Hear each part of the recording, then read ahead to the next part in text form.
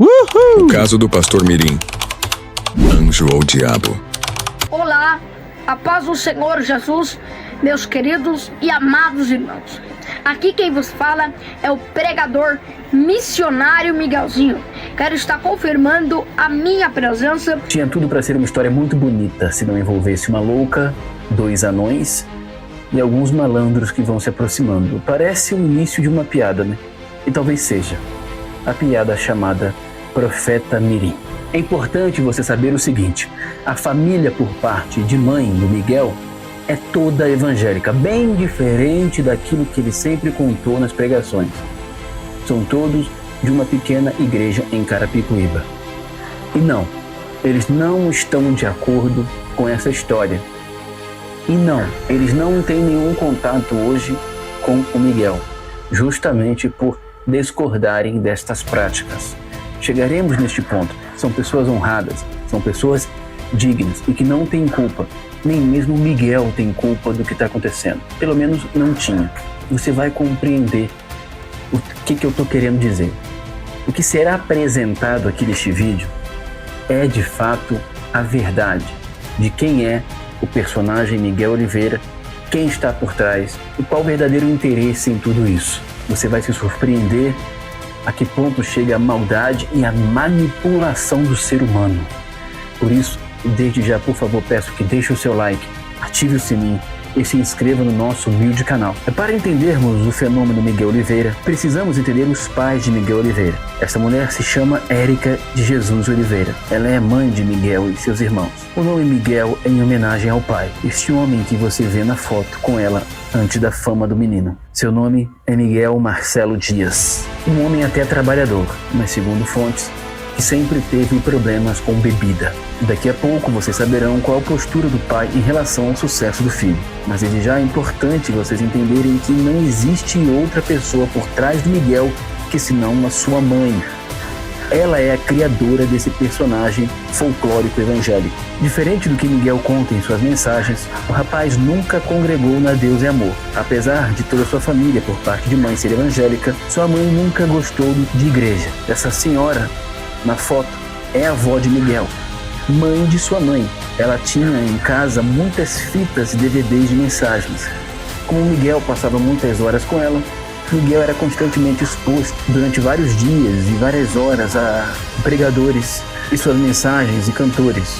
Foi aprendendo como um papagaio a reproduzir tudo que via na TV dentro da igreja. O menino, de fato, sempre teve um amor ardente em estar nos púlpitos, cantando ou imitando os pregadores que via na TV. E poderia ter se tornado, ao seu tempo, um grande pregador, se não fosse uma pessoa, sua própria mãe. Pois Érica vivia um relacionamento conturbado com o pai de Miguel, que apesar de ser um homem trabalhador, como já comentamos, sempre foi um homem dado à bebida e porta de bar. Érica, a mãe de Miguel, ficava visitando igrejas quando as coisas estavam difíceis para o lado dela, sobretudo a igreja de sua própria mãe, onde a sua mãe é bem atuante. Mas quando Miguel nasceu, diferente do que é contado, ela nem em igreja estava. Como dito, aos 2 anos de idade, Miguel passou a ser levado por um parente à igreja de sua avó, onde lá ele passou a finalmente poder imitar diante de todos os pregadores que via na TV.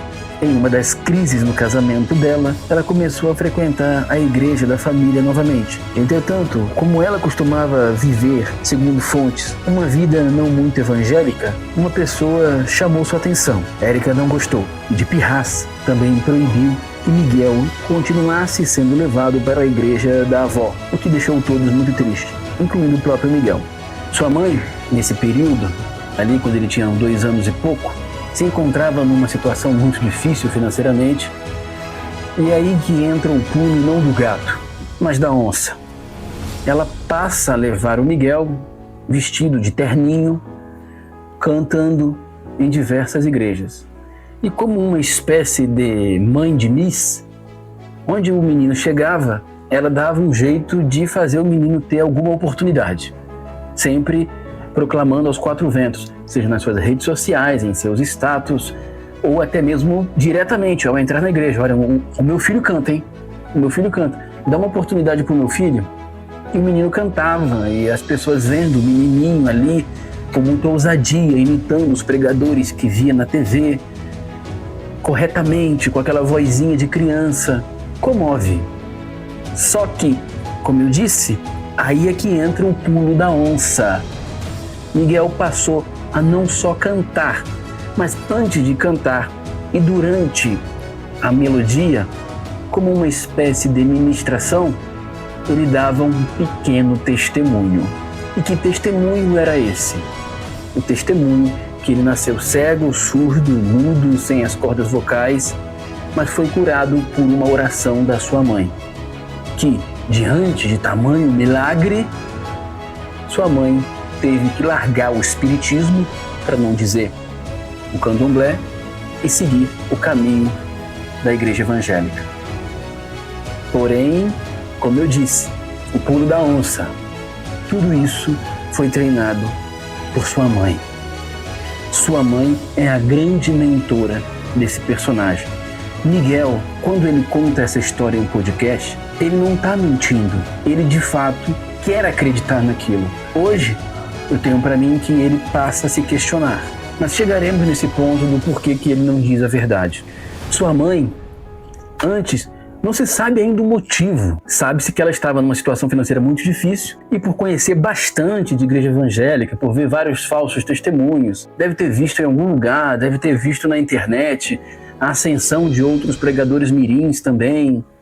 Não sei se a Vitória Souza naquele momento estava começando a ter muita agenda, já como pregadora mirim. Tem aquele Macaulay Culkin também, nesse mesmo período. E a família tendo a vida social mudada por conta das agendas. Eu acredito que ela viu.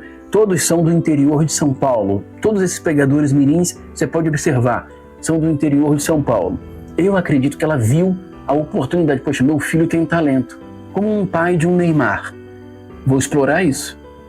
Só que a verdade dentro de igreja pentecostal e neopentecostal nunca é o suficiente. Não basta apenas o talento. O povo quer o David Copperfield. O povo quer a reveladura. Então ela inventa esse testemunho falso, ela chama o Miguel. Tudo isso que eu estou te falando são de pessoas extremamente próximas. Ela chama o Miguel dentro de casa e o instrui. Miguel, você é um fruto de milagre. Você é um milagre, Miguel. Um menino de 2 anos e pouco. Deus curou você. Isso que você vê esses pregadores falando aconteceu com você.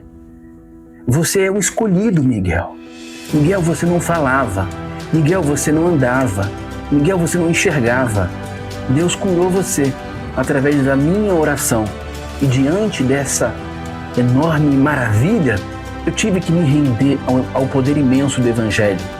Miguel começou a acreditar e repetia isso. E convenhamos, cara, um menino de 2 anos e pouco, com o microfone na mão, com trejeitos de adulto, mas ainda assim com as características de um pequeno, dizendo algo tão forte, emociona muita gente. Não precisa ser verdade. E aí, diante da emoção, vinha a oferta. Nesse tempo, sua mãe mentia para todo mundo, dizendo que congregava numa igreja chamada Labareda de Fogo, quando na verdade não estava em igreja nenhuma. Sua mãe rodava de igreja em igreja, dando esse testemunho mentiroso do filho. E a regra era bem simples. A igreja que desse uma oferta, eles voltavam. A igreja que não pagasse nada, eles nunca mais voltavam. O pequeno Pablo Miguel começa a ficar conhecido nas igrejas pentecostais, pentecostais de Carapicuíba e região. E ainda com 3 aninhos de idade, Miguel participa de um evento na igreja do pastor Marcinho. É quando ele conhece Jorginho de Xerém. Nessa época, o pai do Miguel não estava nem aí para a vida que o filho levava ou onde sua mulher estava com a criança. Ele só trabalhava para sustentar a casa e encher a cara no boteco. E quando ia para casa, sua esposa e o seu filho já estavam em alguma igreja por aí. Nesse período, a vida deles era cheia de idas e vindas.